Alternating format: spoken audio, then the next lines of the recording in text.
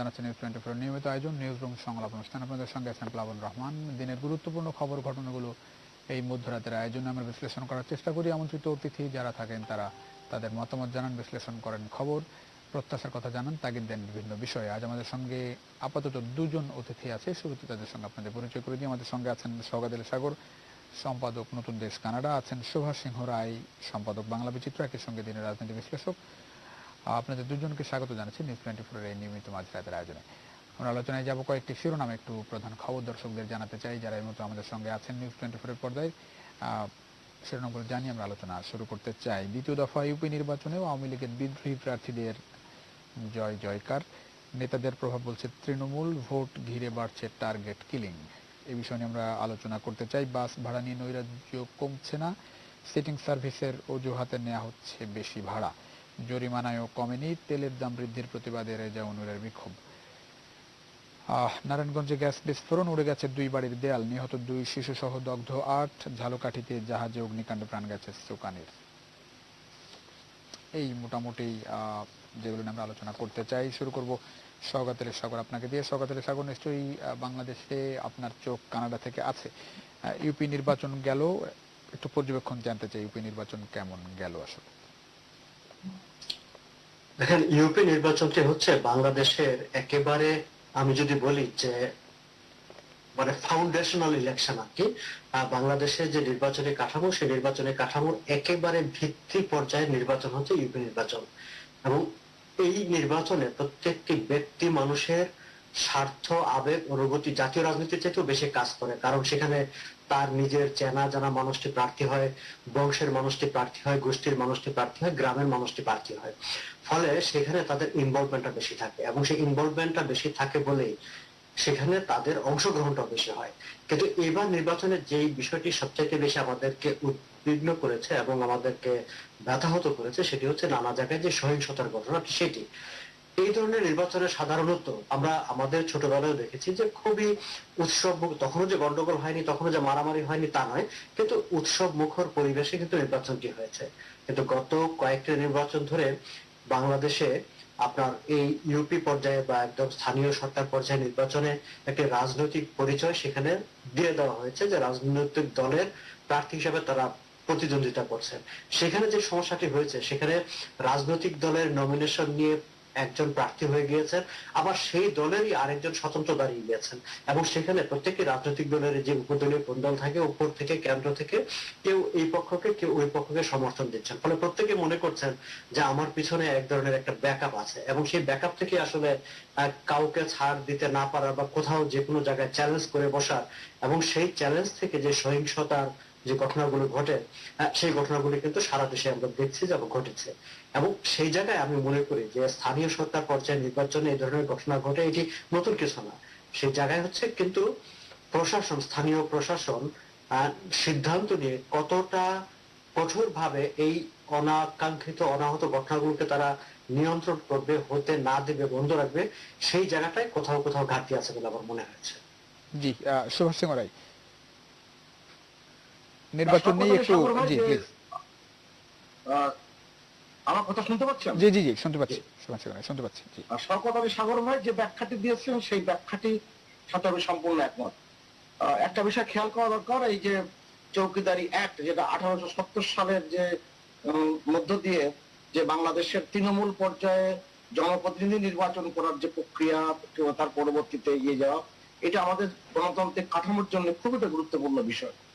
আমি জানি না যে দলটি সরকার পরিচালনা করছে সেই দলের কতজন এই ব্যাপারটি উপলব্ধি করেন যে কেন্দ্রের ভিতরে যতই দ্বন্দ্ব প্রতিদ্বন্দ্বিতা বিষয় থাকুক না কেন, তৃণমূল পর্যায়ে কিন্তু আওয়ামী লীগ সবসময় একাত্তা ছিল দলের প্রশ্নে, এবং এটার সুফল কিন্তু আওয়ামী লীগ বারবার পেয়েছে।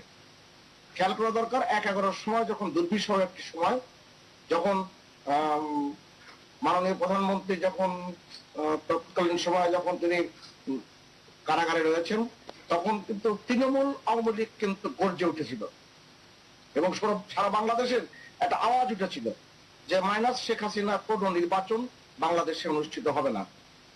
যার পর ধরেই আওয়ামী লীগ তার বর্ধিত সভায়, কেন্দ্রীয় বর্ধিত সভায় ইন্ডিয়ান ইনস্টিটিউটে সমস্ত জেলা প্রতিনিধিরা একত্রিত হয়ে কেন্দ্রীয় নেতাদের উপরে একাট্টা হয়ে চাপ প্রয়োগ করেছিল যে শেখ হাসিনা মুক্তি আন্দোলনকে ত্বরান্বিত করবার জন্য সবচেয়ে গুরুত্বপূর্ণ বিষয়। এখানে শেখ হাসিনা বঙ্গবন্ধুর কন্যার বাইরে কোনো কথা তারা শুনতে চায় না। সেই দুর্জায়গায় আওয়ামী লীগ তার এইবার যে নির্বাচনী প্রক্রিয়া, বিশেষ করে ইউনিয়ন পরিষদের নির্বাচন প্রক্রিয়া, সে জায়গাটা দুর্বল করে ফেলছে কিনা সেটা কিন্তু আওয়ামী লীগের কেন্দ্রীয় নেতারা একটু ভেবে দেখবেন। আপনার কি মনে হয় মানে কি কারণে এইবার তো চেষ্টা তো আওয়ামী লীগ সরকার, আওয়ামী লীগের পক্ষ থেকে চেষ্টা তো কম করা হয়নি নিশ্চয়ই, সর্বোচ্চ চেষ্টাই করা হয়েছে যাতে করে বিদ্রোহী প্রার্থী না হয়, এবং বিদ্রোহী প্রার্থী আপনি কি এভাবে ঠেকাতে পারবেন না।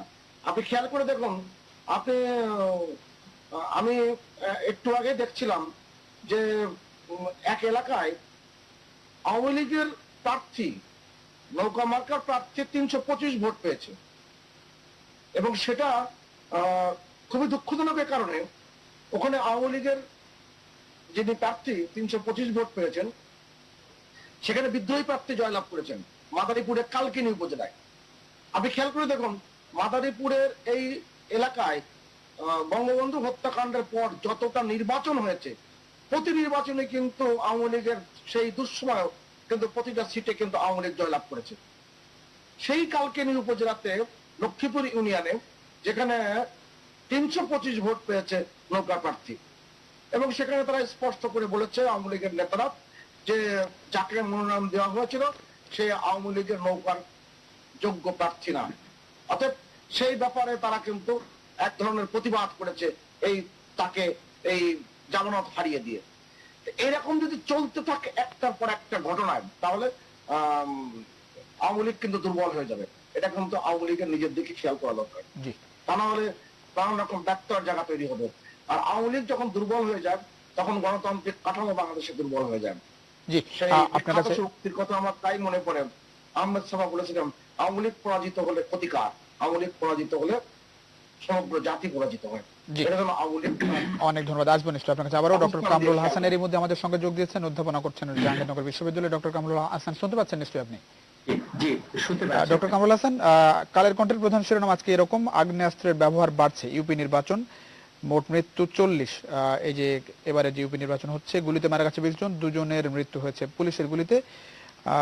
সহিংসতায় বৈধ না অবৈধ অস্ত্র ব্যবহার করা হচ্ছে সেটা চিহ্নিত করার দরকার, নির্বাচন কমিশনার বলেছেন, এখনো চিহ্নিত করা হয়নি। সব মিলিয়ে এবারে যে নির্বাচন আপনি দেখছেন, সেই নির্বাচন আসলে কি বার্তা দিচ্ছে বলে আপনার মনে হয়? ধন্যবাদ আপনাকে এবং যারা শুনছেন এবং সহালোচক। এই বিষয়ে আসলে আলোচনা যা হয়েছে সেটা আমার বক্তব্য প্রায় কাছাকাছি, কিন্তু তার সঙ্গে একটু যুক্ত করতে চাই। সেটা হচ্ছে, দেখুন, কালের কণ্ঠ লিড নিউজ করেছে 40 জন নিহত হয়েছে নির্বাচনের দ্বিতীয় ধাপে।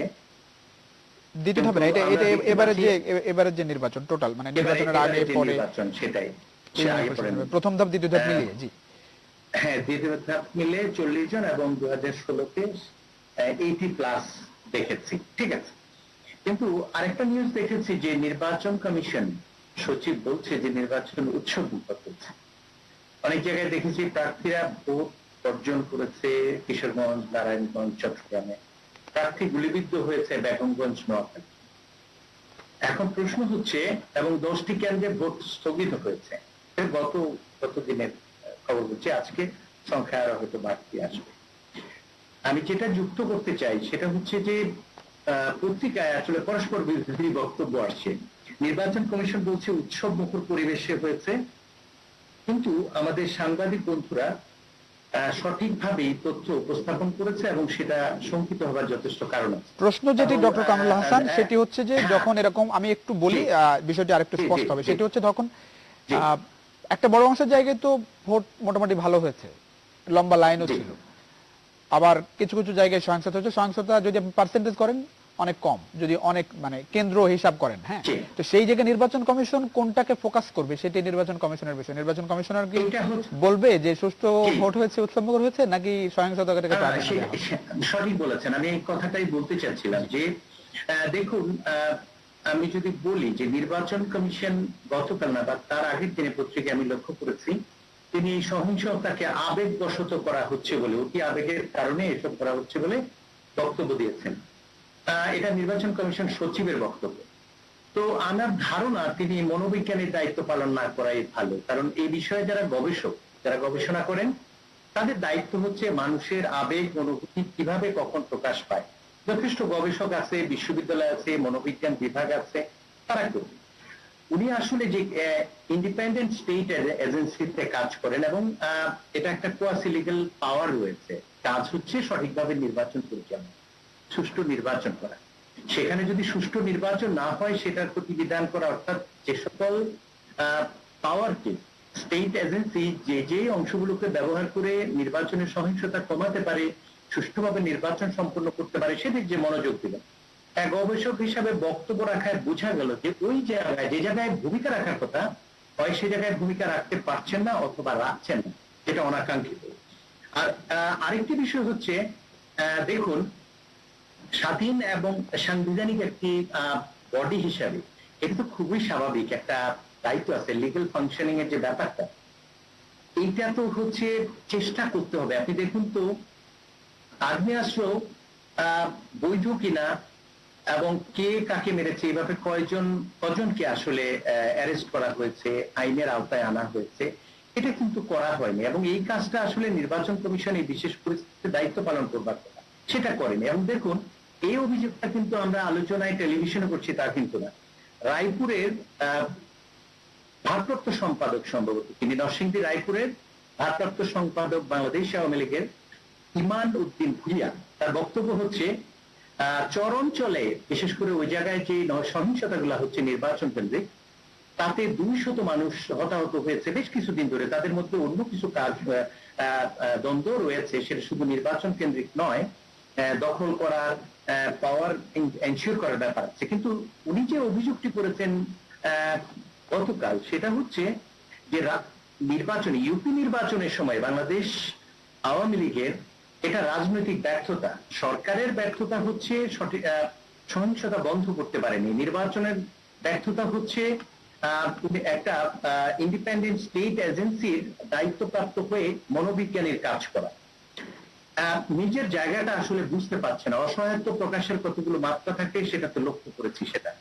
কিন্তু আওয়ামী লীগের রায়পুরের আওয়ামী লীগের ভারপ্রাপ্ত সম্পাদক ইমান উদ্দিন ভুইয়া যা বলেছেন, তিনি অভিযোগ করেছেন আসলে বাংলাদেশ আওয়ামী লীগের রাজনৈতিক ব্যর্থতাকে।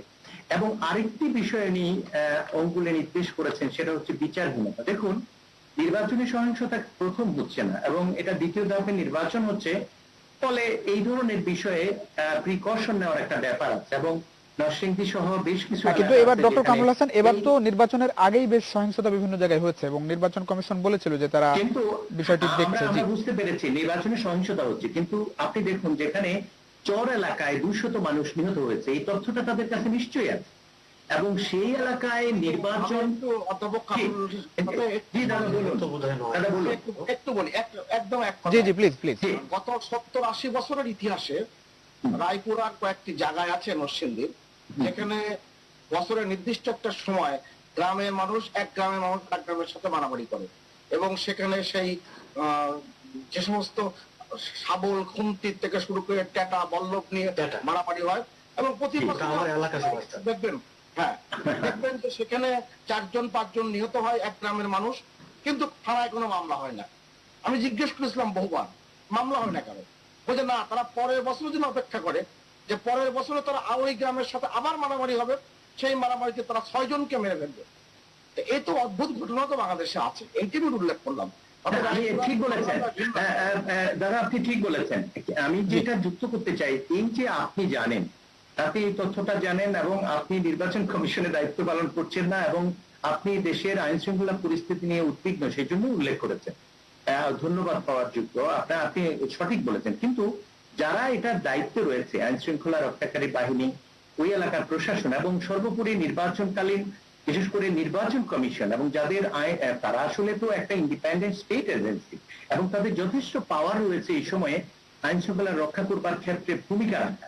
প্রশ্ন হচ্ছে, পরপর এই ধরনের সহিংসতাগুলো কি ইঙ্গিত করে?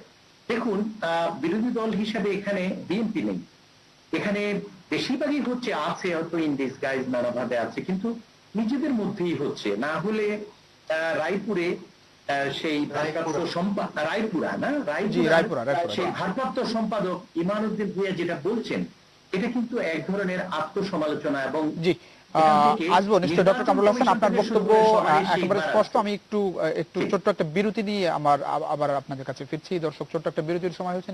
নিয়মিত আয়োজন নিউজরুম সংলাপ বলছেন, আমরা ছোট্ট একটা বিরতিতে ছিলাম। আমরা কথা বলছিলাম নির্বাচন, সদ্য শেষ হওয়া ইউপি নির্বাচনের দ্বিতীয় ধাপ নিয়ে। সকালে সাগর, আরেকবার একটু আসতে চাই, যেটি জানতে চাই, নির্বাচন কমিশনের তো এখানে বেশ মানে পুরোটাই ভূমিকা রাখার কথা, বড় ভূমিকা নির্বাচন কমিশনের। সুষ্ঠু নির্বাচন, একই সঙ্গেই শান্তিপূর্ণ নির্বাচন অনুষ্ঠানের পুরো দায়িত্ব নির্বাচন কমিশনের। সে জায়গায় নির্বাচন কমিশন বরাবরই বলে এসেছে রাজনৈতিক দলের সহযোগিতা ছাড়া, সরকারের সদিচ্ছা ছাড়া আসলে খুব বেশি সম্ভব না তাদের পক্ষে। এই নির্বাচনের মধ্য দিয়ে আসলে কি মনে হয় যে আসলেই, এবং আরেকটি বিষয় যেটি নির্বাচন বিশ্লেষকরা বলেন, যে নির্বাচন কমিশন তাদের পুরো আইন এবং শক্তি প্রয়োগ করলে সুষ্ঠু গ্রহণযোগ্য নির্বাচন না হওয়ার খুব বেশি কারণ নেই, যদি তাদেরও সদিচ্ছাটা থাকে। এই নির্বাচনে আসলে কি বোঝা যাচ্ছে? নির্বাচন কমিশনের কি আসলেই সক্ষমতা নেই, নাকি মানে জায়গাটা কোথায় বলে মনে হয় যে কারণে আমরা খুব বেশি পেরে উঠছি না সহিংসতা কিংবা আপনার শেষ অংশটুকুর সঙ্গে আমি একমত। দেখেন, নির্বাচন কমিশন হচ্ছে অথরিটিকে প্রথম দেখাতে হবে। আমি একজন নাগরিক হিসাবে আমি সব সময় হয় কি যে এটি কেবলমাত্র বাংলাদেশ বা উন্নয়নশীল দেশের কথা না, উন্নত বিশ্বেও কিন্তু ঘটনাটা ঘটে। নাগরিকদের মধ্যে এক ধরনের তৎপরতা থাকে, কখনো সুযোগ পেলে আইনের বাইরে যাওয়া, আইনকে পাশ কাটিয়ে চলা, এটি একটি থাকে। কিন্তু নাগরিকের মনে যখন এই ভয়টা থাকে, এই ভাবনাটা থাকে যে আমি পাশ কাটিয়ে গেলেও আইন আমাকে ছাড়বে না, আইন আমার উপর প্রয়োগ হবে, তখন নাগরিক একটু চিন্তা করে যে কোনো ধরনের অন্যায় কাজ করার ক্ষেত্রে। এই জায়গাটায় আমি একই কথা বলতে চাই যে নির্বাচন কমিশন, আপনি যে কথাটি বললেন যে নির্বাচন কমিশন রাজনৈতিক দলের সহযোগিতা ছাড়া কাজ করতে পারবে না, এটি যেমন সত্য, কিন্তু নির্বাচন কমিশন কাজ করতে চায়, এই ফিলিংসটা দেওয়া সেটি কিন্তু সবার আগে দরকার। নির্বাচন কমিশন রাজনৈতিক দলকে সঙ্গে নিয়ে কাজ করতে চেয়েছে, রাজনৈতিক দলের সহযোগিতা চেয়েছে। নির্বাচন কমিশন স্থানীয় একটি নির্বাচনে একটিও সংঘাতমূলক ঘটনা ঘটবে না এমন একটি আকাঙ্ক্ষা প্রকাশ করেছে, তেমন উদাহরণ কিন্তু আমাদের সামনে নাই। এবার কিন্তু দেখাও গেল না যে নির্বাচন কমিশন এটি করতে চেয়েছে, সেটি পারলো না, সেটি অভিযোগও করেনি, সেরকম কিছু তো ঘটেনি যে নির্বাচন কমিশন বলছে যে আমরা এটি করতে পারছি না। নির্বাচন কমিশন যে চেয়েছে, কোনো কিছু একটি চাচ্ছে তারা, সেই চিত্রটা, সেই তথ্যটা কিন্তু আমাদের সামনে নাই। তাহলে আমরা কেমন করে বলবো যে নির্বাচন কমিশন চেয়েছে, তাকে কেউ সহযোগিতা করেনি? নির্বাচন কমিশন তো চেয়েছে যে, সেটি তো আমরা বলতে পারছি না। প্রথমত হচ্ছে যে আমি যখন কর্তৃপক্ষ, আমি যখন অভিভাবক পরিবারের, আমাকে কিন্তু আগে চাইতে হবে যে আমি আমার পরিবারটা কিভাবে পরিচালনা করব। তারপর আমি আমার পরিবারের বাকি সদস্যদের কাছে চাইবো যে দেখো, আমি এইভাবে সংসারটা চালাতে চাই, তোমাদের আমি হেল্প চাই। কিন্তু আমি যেটি চাই সেটি যখন আমি প্রকাশ করলাম না, আমি হেল্পও চাইলাম না, তাইলে আপনি কিভাবে বলবেন যে আমি আসলে চেয়েছি? আমি তো চাইনি কিছু। বিষয়টি হয়েছে যে বাংলাদেশে নির্বাচন কমিশন বলেন, প্রশাসনের ক্ষেত্রে অনেক সময় ব্যাপারটা এরকম হয়ে যায় যে আচ্ছা ঠিক আছে, যদি কোনো বদনাম হয় সেটা রাজনৈতিক সরকারের উপর যাবে, সরকার পরিচালনা করে একটি রাজনৈতিক দল, সেই দলের উপর যাবে।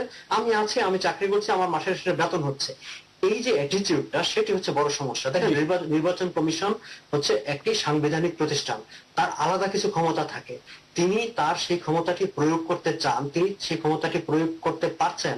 আমি পারছেন কিনা সেটা আমি তখনই বলবো যখন আমি দেখবো যে তিনি চাচ্ছেন। তিনি যদি চাচ্ছেন এটি আমি না বুঝতে পারি, তাহলে আমি কি করে বলবো যে তিনি পারছেন না? আমি স্থানীয় সরকার নির্বাচন যেটা হচ্ছে সেটার ক্ষেত্রে যদি বলি, নির্বাচন কমিশনের কাজ কি ছিল? নির্বাচন কমিশনের কাজ ছিল যেখানে যেখানে রাজনৈতিক দলের সঙ্গে কথা বলা, রাজনৈতিক দলের সহযোগিতা চাওয়া, স্থানীয় প্রশাসনের সহযোগিতা চাওয়া, ডিসিদের সঙ্গে কথা বলা, ওভার দা ফোন হোক বা বৈঠক করে হোক, যেভাবে হোক। আমরা কিন্তু কোথাও, আমি জানি না সুভাষ দা, আপনি যেহেতু একদম মূল কেন্দ্রে থাকেন, আপনি ভালো জানবেন, কোথাও এরকম কোন খবর কিন্তু আমরা নির্বাচনকে ঘিরে আমরা কিন্তু দেখি নাই। তো তাহলে আমরা কেবল বলবো যে নির্বাচন কমিশনকে কেউ সহযোগিতা করে নাই।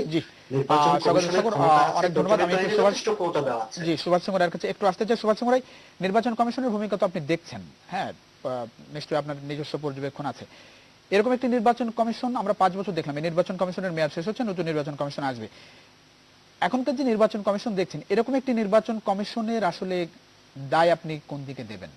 প্রত্যাশিত নির্বাচন কমিশনের উপর আমি এই টকশোতে বসে নির্বাচন কমিশনের উপর দায় চাপিয়ে দিতে পারবো না। আমি দায় চাপানোর কথা বলছি না, আমি বলছি নির্বাচন কমিশনের যে নির্বাচন কমিশন, এখন যে নির্বাচন কমিশন দেখছেন, ধরেন অ্যাক্টিভ ইনঅ্যাক্টিভ যেটি বলেন না কেন, এরকম একটি নির্বাচন কমিশন গঠন কিংবা আমাদের জন্য পাওয়া, এই দায়টা আপনি কোন দিকে দেওয়ার সুযোগ আছে কিনা? না আমি দায় কোন দিকে যাবে জানি না, আমার কথার মধ্যে দিয়ে নিশ্চয় কিছু বেরিয়ে আসবে। জি প্লিজ। এবারে নির্বাচনে কিন্তু অদ্ভুত অদ্ভুত কিছু ঘটনা ঘটেছে এবং কিছু আশা জাগে নিয়ে ঘটনা ঘটেছে। আমি সমকাল পত্রিকায় দেখলাম যে 5 জন পুরুষকে প্রতিদ্বন্দ্বীকে হারিয়ে দিয়ে চেয়ারম্যান হয়েছেন একজন ভদ্রমহিলা সোনিয়া, এবং সেটা পটুয়াখালী সদর উপজেলা। তার বাবা একসময় এমপি ছিলেন। অর্থাৎ এগুলো অনেকগুলো উল্লেখযোগ্য ঘটনা আছে। আবার দেখেন কুমিল্লায় তিতাসে ইউনিয়ন পরিষদের একজন চেয়ারম্যান নির্বাচিত হয়েছেন অনেক কষ্ট করে, অনেক বিরোধিতা ছিল, তারপরে তার বাবা জনসমক্ষে তার বৃদ্ধ পিতা তাকে দুধ দিয়ে গোসল করাচ্ছে। মানে অনেকগুলো মানে উৎসাহ উদ্দীপনার ব্যাপারটা আমরা যে আছে সব জায়গায় লক্ষ্য করার পর। আবার দেখবেন সাতক্ষীরায় টানা 7 বার নির্বাচিত হয়েছেন বিএনপির একজন নেতা, 1948 সাল থেকে তিনি নির্বাচিত হয়ে আসছেন। অতএব নির্বাচন এক বাক্যে বলে দেওয়া যাবে না যে নির্বাচনের সব জায়গায় সহিংসতা হয়েছে। কিন্তু যে কথাটি আলাপ করছিলাম যে নির্বাচন কমিশনের যে কার্যক্রম, সেই কার্যক্রমটা কতটুকু প্রসারিত হয়েছে, কতটুকু সম্প্রসারিত হয়েছে। এখন জেলা নির্বাচন কমিশনের অফিস আছে, উপজেলা নির্বাচন কমিশনের অফিস আছে, এবং গত 12 বছরে বাংলাদেশে এমন কোন জায়গা নেই যেখানে নির্বাচন কমিশনের অফিস এবং তাদের কর্মকর্তা নিয়োগ হয় নাই। এবং এখন নির্বাচন কমিশন বর্তমান প্রধানমন্ত্রী শেখ হাসিনার সময় পুরো একেবারে স্বাধীন প্রধানমন্ত্রীর কার্যালয় থেকে বিচ্ছিন্ন, যেটা আগে প্রধানমন্ত্রীর কার্যালয়ের অধীনে ছিল। অতএব স্বাভাবিক কারণে এই ব্যাপারগুলো নির্বাচন কমিশনকে সহায়তা করা এবং সব দলের অংশগ্রহণ মানেই হচ্ছে সুষ্ঠু স্বাভাবিক নির্বাচন করা। এখন আওয়ামী লীগের ধরেন এমপি আছে, দেখুন জেলার চেয়ারম্যান আছেন, সভাপতি আছেন, জেলা পরিষদের চেয়ারম্যান আছেন, এবং এই যে কিন্তু সুভাষ চন্দ্র রায় নির্বাচন কমিশনের হাতে মানে নির্বাচন কমিশনের হাতে তো সবই আছে, আইন আছে, আইন শৃঙ্খলা বাহিনী আছে, তারপরেও নির্বাচন কমিশন কেন নির্বাচনের দিনটা অন্তত এগুলা মুক্ত রাখতে পারছে না? একটা নির্বাচন দিনে কিন্তু সবকিছু করা যাবে না। নির্বাচন দিনে শুধুমাত্র তার যে নির্বাচন কেন্দ্রের যে জায়গাটি, সেই আশপাশ সেই জায়গাটা করতে পারে, এর বাইরে সে করতে পারে। কিন্তু সাগর ভাই যেটা বললেন, নির্বাচন কমিশনের কর্মকর্তাদের, জেলা কর্মকর্তা, উপজেলা কর্মকর্তার, তাদের একটা প্রি মার্কেটিং তারা দরকার ছিল। তাদের ওই এলাকার যে বিভিন্ন রাজনৈতিক দলের নেতাদেরকে নিয়ে, প্রতিনিধিদের নিয়ে কিন্তু তাদেরকে একাধিক বৈঠক করার দরকার ছিল। হয়তো কয়েক জায়গায় করেছে, কিন্তু সেটা সার্বিকভাবে করা হয়েছে বলে আমার মনে হয় না। অতএব এ ব্যাপারে কিন্তু অংশগ্রহণটা হওয়া উচিত ছিল। এই ব্যত্যয় জায়গাটা কিন্তু রয়ে গেছে। আর শুধু নির্বাচন কমিশন উপরে আমি যদি ভর করে থাকি, তাহলে নির্বাচন ব্যবস্থাপনা শক্তিশালী করা সম্ভব না। সকলের সহযোগিতা খুব বেশি প্রয়োজন। এবং এখানে 311 জন বিএনপির প্রার্থী কিন্তু এটাই তারা কিন্তু দিয়েছিল এই দাপে।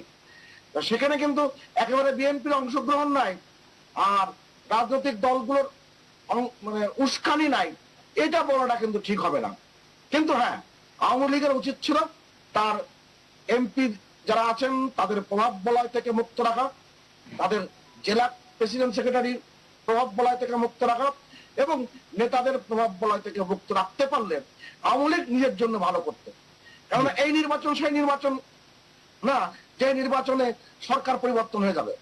আপনি জানেন ইতিহাসে বলে 47 সালে ভারত ভাগ হয়ে যাওয়ার পরে যখন জওহরলাল নেহরু প্রধানমন্ত্রী হলেন, তখন তার 1950 সালে দিল্লিতে যে সিটি কর্পোরেশন নির্বাচন হয়েছিল, সেই নির্বাচনে কংগ্রেসের প্রার্থী পরাজিত হয়েছিল। এতে কিন্তু কংগ্রেসের জওহরলাল নেহরু খুব একটা ক্ষতিবৃদ্ধি হয়নি। এটা খুব স্পষ্ট করা দরকার। 17 বছর টানা প্রাইম মিনিস্টার ছিলেন জওহরলাল নেহরু।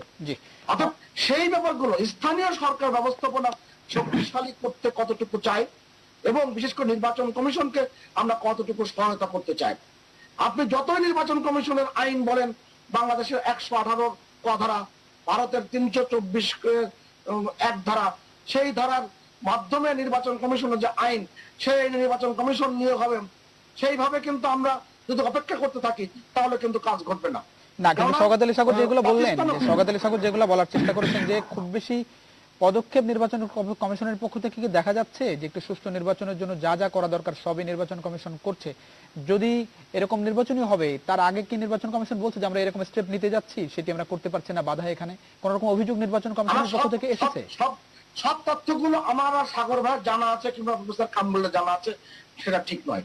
কিন্তু জেলা পর্যায়ে বিশেষ করে প্রত্যেকটা ইউনিয়নের যে নির্বাচনগুলো যে হচ্ছে ওই জায়গায় আরো বেশি যদি সতর্কতা অবলম্বন করা যেত, সংঘাত এড়ানোর জন্য পদক্ষেপগুলো নেওয়া যেত, এবং যত বেশি আপনি মানুষের সাথে বৈঠক করবেন, যত বেশি প্রত্যেকটি দলকে নিয়ে যদি আপনি সংলাপ করবেন, তত বেশি আপনার অগ্রগতি ঘটবে, এটা তো স্বাভাবিক। কিন্তু সব সংবাদ কিন্তু আমাদের কাছে আসে নাই। নির্বাচন ব্যবস্থাপনা শক্তিশালী করতে গেলে রাজনৈতিক দলগুলোকে সক্রিয় হতে হবে, রাজনৈতিক দলগুলোকে সেই ব্যাপারে। অনেক ধন্যবাদ ডক্টর কামরুল হাসান। আমরা কতদিন আর এরকম আলোচনা করব নির্বাচনের পরে? যদি নির্বাচন যাই, নির্বাচন কমিশনের সক্ষমতা নিয়ে আলোচনা হয়, ব্যর্থতা নিয়ে আলোচনা হয়, দলগুলোর ভূমিকা নিয়ে আলোচনা হয়। জি জি, বুঝতে পেরেছি।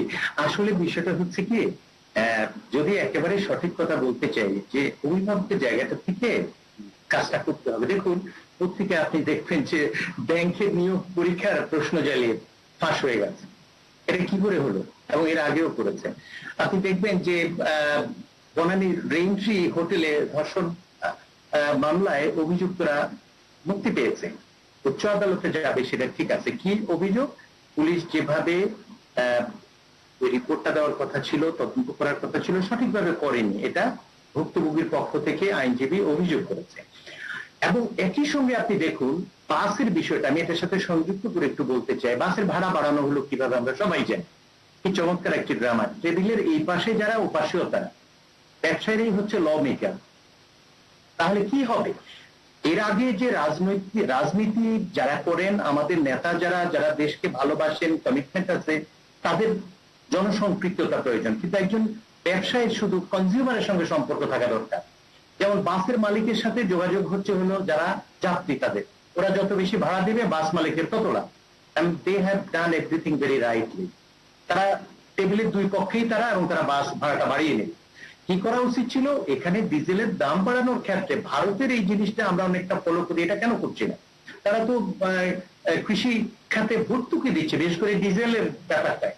বাংলাদেশে এখন যে কাজটা করা উচিত, দেখুন নির্বাচনে যেভাবে দেখে কামরুল, জি জি ৭০,০০০ কোটি টাকা ভর্তুকি দিয়েছে কৃষিতে বর্তমান সরকার, এটা তো অতুলনীয়। এটা দিয়েছে, কিন্তু আপনি দেখুন একই সঙ্গে এখন যে কাজটা করা উচিত, ডিজেলের দামটা যেভাবে বেড়েছে, 15 টাকা বেড়েছে লিটার, তাহলে দেখা যাবে যে 756 কোটি টাকা একটা চাপ তৈরি হবে কৃষকদের উপর। এবং কৃষকরা বাংলাদেশের সংগঠিত না, ভারতের মতো। তারা যেমন প্রতিবাদ করেছে, এরা তো করবে না, এরা দুটা কাজ করবে। একটা হয় তারা চুপ করে বসে থাকবে, তাহলে উৎপাদন বন্ধ করে দিবে। করবে হচ্ছে চাপটা পুরো দেশে, সরকার তখন দায়িত্ব নেবে, আপনার ঠিক মনে আছে এই কৃষক এই বাংলাদেশে বিএনপি শাসন আমলে সারের দাবিতে রাস্তায় নেমেছিল, গুলি খেয়ে। হ্যাঁ, এবং সারের যে ভর্তুকি দেওয়া হচ্ছে, এটা অত্যন্ত ইতিবাচক কথা। অথচ একই সঙ্গে দেখা যাচ্ছে যে করোনা কালে আমাদের অর্থনীতিকে চাঙ্গা রেখেছে যেই কৃষকরা, যেই খাতটা একমাত্র সচল ছিল এবং উল্লেখ করার মতো, আপনারা জানেন, আপনারা সংবাদ মাধ্যমে কাজ করেন, সেই খাতটা এখন আপনি দেখেন রবি শস্য 15 দিয়েছে। হ্যাঁ দিয়েছে। আমি বলছি যে এখন কি করা উচিত, ডিজেলে কি করা উচিত? দাদা আপনি বলুন, ডিজেলের 15 টাকা বেড়েছে, কয় টাকা বাড়তি সমস্যা?